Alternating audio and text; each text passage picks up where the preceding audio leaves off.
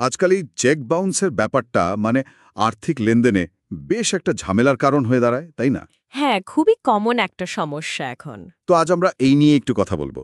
আমাদের কাছে কিছু তথ্য আছে, সূত্র বলছে চেক বাউন্স হলে ঠিক কি কি আইনি পদক্ষেপ নেওয়া যায় আর তার সময়সীমাগুলো কি। হুম। লক্ষ্যটা হলো পুরো প্রক্রিয়াটা, বিশেষ করে ওই যে নেগোশিয়েবল ইনস্ট্রুমেন্টস অ্যাক্ট 1881-র 138 ধারা, ওটা একটু সহজ করে বোঝা। একদম ঠিক। আর এই আইনটা নেগোশিয়েবল ইনস্ট্রুমেন্টস অ্যাক্ট, এটা আসলে শুধু চেক নয়, বিল অফ এক্সচেঞ্জ, প্রমিসরি নোট, এই সব হস্তান্তরযোগ্য দলিলের জন্যই। ও আচ্ছা। কিন্তু এর 138 ধারাটা, হ্যাঁ, ওটা বিশেষভাবে চেক বাউন্সের ব্যাপারে। আর এটাকে আইন কিন্তু একটা অপরাধ হিসাবে দেখে। অপরাধ? আচ্ছা। হ্যাঁ, সেই কারণেই পুরো প্রক্রিয়াটা খুব সময় নির্ভর। সময়টা খুব কড়াভাবে মানতে হয়, বুঝলেন? না হলে কিন্তু প্রতিকার পাওয়া কঠিন। বুঝলাম। তাহলে একদম প্রথম ধাপটা কি? ধরুন চেক বাউন্স হলো, ব্যাংক থেকে খবর পেলাম, তারপর? তারপর প্রথম কাজটাই হলো একটা আইনি নোটিশ পাঠানো। আইনি নোটিশ? উকিলের মাধ্যমে? হ্যাঁ, সাধারণত উকিলের মাধ্যমেই পাঠানো হয়। এটা হলো চেক যিনি দিয়েছেন তাকে আনুষ্ঠানিকভাবে জানানো যে চেকটা বাউন্স হয়েছে এবং টাকাটা ফেরত চাওয়া। সরাসরি মামলা করা যায় না? না, একদম না। এই নোটিশটা পাঠাতেই হবে। এটা হলো প্রথম আইনি পদক্ষেপ। আর এটা পাঠাতে হবে ব্যাংক থেকে চেক বাউন্স হওয়ার খবর পাওয়ার 30 দিনের মধ্যে। 30 দিন? সময়টা খুব গুরুত্বপূর্ণ মনে হচ্ছে। খুব বেশি গুরুত্বপূর্ণ। এই 30 দিনের সময়সীমা পেরিয়ে গেলে কিন্তু 138 ধারায় মামলা করার অধিকারটাই চলে যেতে পারে। সর্বনাশ। আচ্ছা, আর এই নোটিশ পাঠানোর প্রমাণ রাখাটা? ও, সেটা তো অবশ্যই। রেজিস্টার্ড পোস্ট বা স্পিড পোস্টের রসিদ বা কুরিয়ারের রসিদ, এগুলো খুব ভালো করে গুছিয়ে রাখতে হবে, কারণ আদালতেও এটা লাগতে পারে। ঠিক। নোটিশে কি লিখতে হবে? কি কি তথ্য থাকা জরুরি? নোটিশে পরিষ্কার করে লিখতে হবে চেকের বিবরণ, মানে চেক নম্বর, তারিখ, টাকার অঙ্ক, আর কেন চেকটা দেওয়া হয়েছিল আর কেন সেটা বাউন্স হলো, সেটা উল্লেখ করা ভালো। আর অবশ্যই টাকার দাবিটা। হ্যাঁ, অবশ্যই। দাবি করা পুরো টাকার অঙ্কটা উল্লেখ করতে হবে। আর সবচেয়ে জরুরি হলো লিখতে হবে যে নোটিশ পাওয়ার 15 দিনের মধ্যে যেন পুরো টাকাটা পরিশোধ করা হয়। 15 দিন? এই সময়টা কি নোটিশ পাঠানোর দিন থেকে শুরু হবে? না, না, নোটিশটা প্রাপক যেদিন পেলেন সেই দিন থেকে 15 দিন গণনা শুরু হবে। আচ্ছা, আচ্ছা, প্রাপকের হাতে পৌঁছানোর পর 15 দিন। একদম।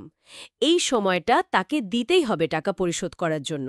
এটা আইনের নির্দেশ। বোঝা গেল। তাহলে ধাপগুলো হলো ব্যাংক থেকে খবর পাওয়া, 30 দিনের মধ্যে নোটিশ পাঠানো, প্রাপক নোটিশ পাওয়ার পর 15 দিন অপেক্ষা করা। ঠিক। কিন্তু যদি যদি ওই 15 দিনের মধ্যেও টাকাটা না আসে, তখন কি? তখনই কিন্তু মামলা করার অধিকার জন্মায়।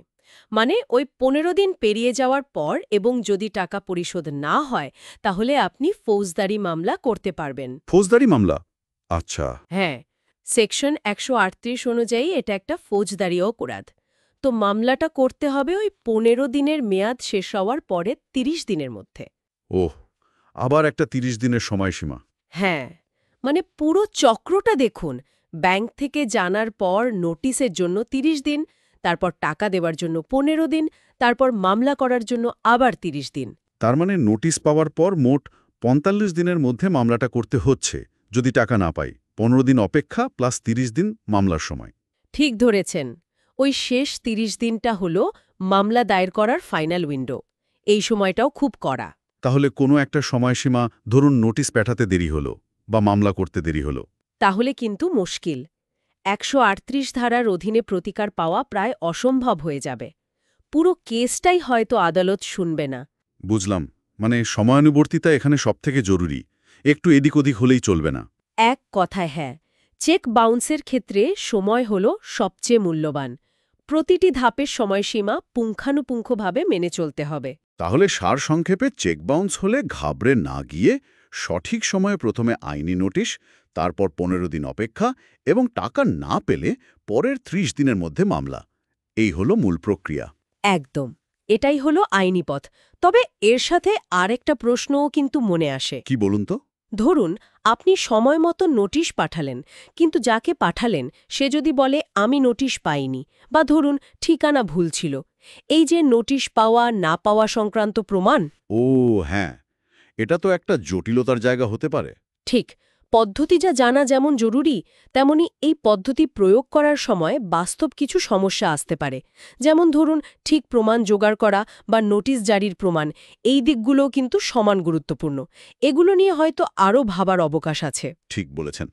পদ্ধতি জানা এক জিনিস, আর সেটা সফলভাবে প্রয়োগ করা আরেক। খুবই গুরুত্বপূর্ণ একটা দিক তুলে ধরলেন। এই ধরনের আরও আইনের আপডেট পেতে আমাদের চ্যানেলটি সাবস্ক্রাইব করুন।